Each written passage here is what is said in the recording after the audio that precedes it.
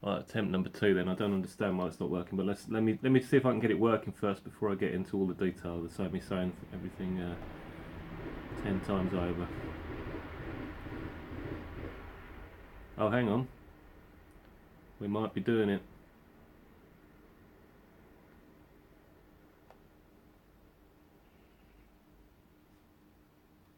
Streaming now, it says.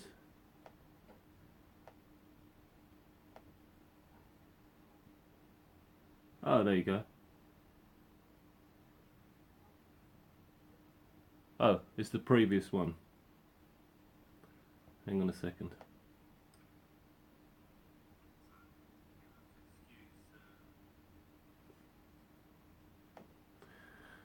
I kind of need to sort it out so I can see if anybody's actually watching it before I start talking. I mean, I might just give up and start talking anyway, but let me see.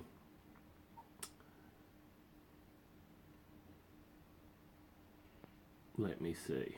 Hold on a second.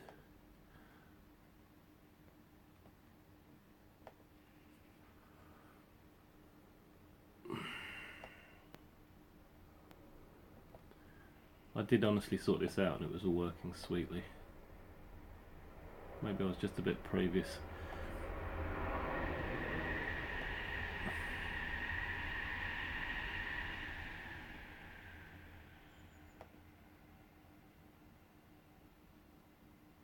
Oh, there you go, that looks like it. I think it's about a 20-second delay, so when I can hear myself.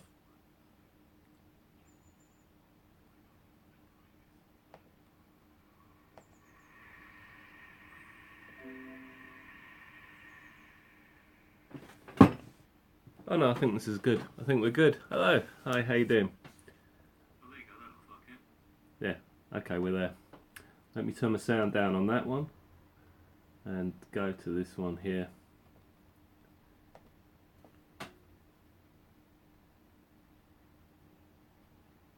Hang on.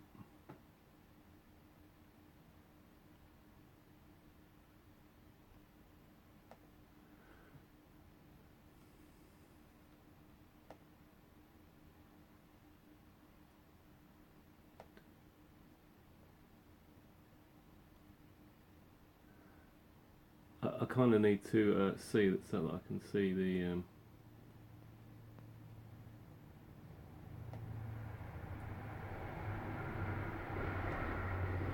There you go. We're good. We're good. All right. Well, we're working, so let's just not worry about that. That's all good. All right. So what was I saying? Let me turn my sound down. So I wanted to do these broadcasts without thinking too heavily about them, without preparing them really. Just the idea of what quote it was that I was going to use.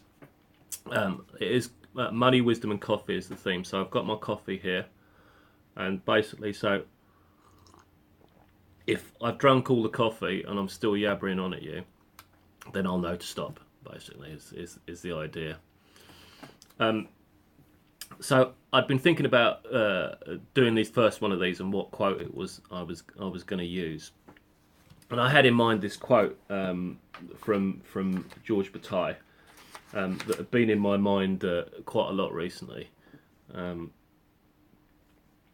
with a lot of world events like obviously in the US and the idea of objectification really.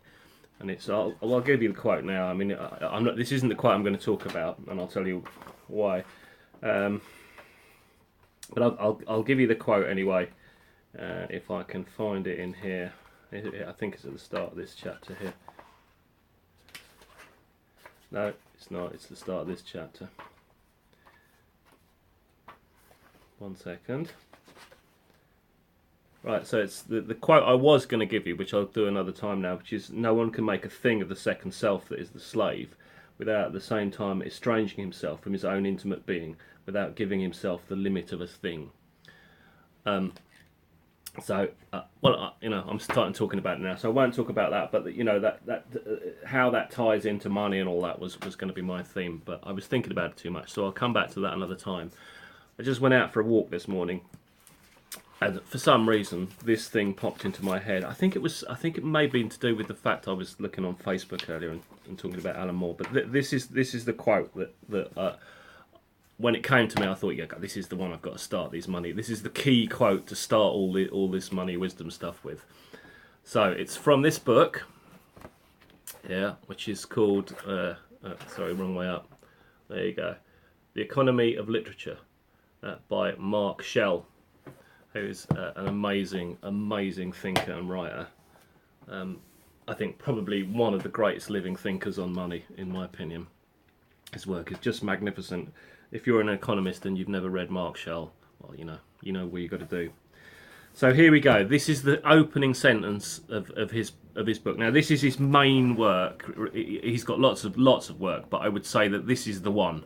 So whenever you see Mark Shell quoted in any of these books on money, it's quite often this book you see quoted. I think he wrote it I think it's 1978 or something. I guess he would have been in his mid-30s or something. Yeah, 1978. He would have been in his mid-30s when he wrote this. And obviously, I like to imagine that he was like kind of this was going to be his big work and it was going to make his name. And this was the opening sentence he came up with in the introduction. Those discourses are ideological that argue or assume that matter is ontologically prior to thought.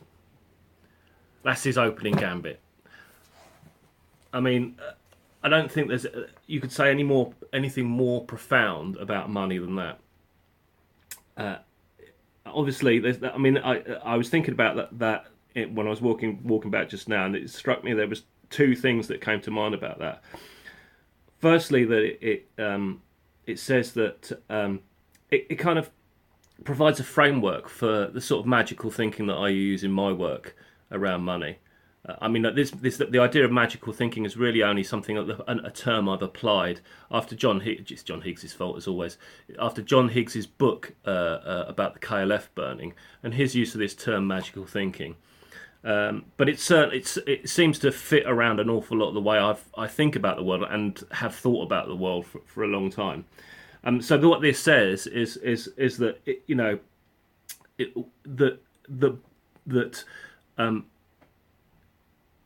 that if thought precedes matter, then the rules of thought may have more relevance to our reality and our sense of being than the rules of science.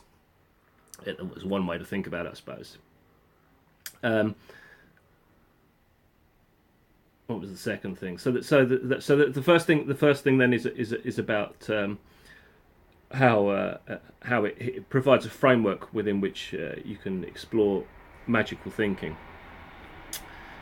Let me tell you, I'm getting lost in my own thought here, but another reason why I wanted to use this quote was because I was at I did my little talk at the Finance Society event. 8 minutes, okay, so I'll hurry up. Sorry, I gave my little talk at the Finance Society event the other day, and when we went for drinks afterwards, I met this young guy there who told me that he was really interested in money and theology, which I was really pleased to hear, because a lot of people who study money don't deal with theology, which has got some amazing stuff to say about money. Mark C. Taylor is the guy who read, but it's Philip Goodchild as well. There's a couple of other books which I wasn't quite so impressed with. Names the authors escape me now. But theology's been considered in these sort of metaphysical matters for an awful long time. So they have a lot of interesting stuff to say about it. And he was telling me that this was kind of the area of study that he was really interested in. And I was telling him about Mark C. Taylor, and I also was, as I always do, I say, like I started this out with, that you should really get into Mark Shell. And I managed to remember, even though I'd had a pint and a half, I eventually managed to remember that quote off pat. I'll read it again because it's worth hearing twice. Those discourses are ideological that argue or assume that matter is ontologically prior to thought. And I've just thought of the second point there. When I first read that, I was like, and I got the sense that when I managed to get the quote out to him, he was like as well. It's like such a mind-expanding thing.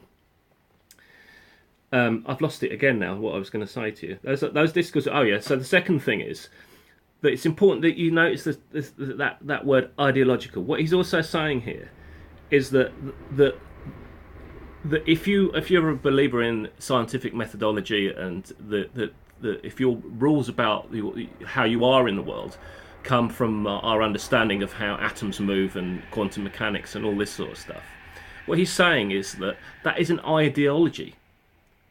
That people think about it as the truth of how we are, but it isn't the truth. It's an ideology because it depends on this fundamental presumption that matter is ontologically prior to thought, and if thought is ontologically prior to matter, which I suppose is another sense of saying, you could say it is, does God exist? If it's that way around, then it changes how it can change how we are in the world and how we think about the world. So that's why I think that if you're going to write a book about money, starting with that sentence basically is just the absolute fucking bollocks for me. I can't think of any better way to start a book about money. So anyway, let me have another sip of coffee, and I think I'm about done here. I don't want to harp on too long. It's probably not been a brilliant first money wisdom, but cheers anyway. The quote is fine. So what I'll do is I'll stick this video up, and I'll put the quote up as well, and I'll find wherever it is I put it in the money wisdom quotes as well, and I'll put all that up. So thanks very much for your time. I hope you've enjoyed it. Cheers.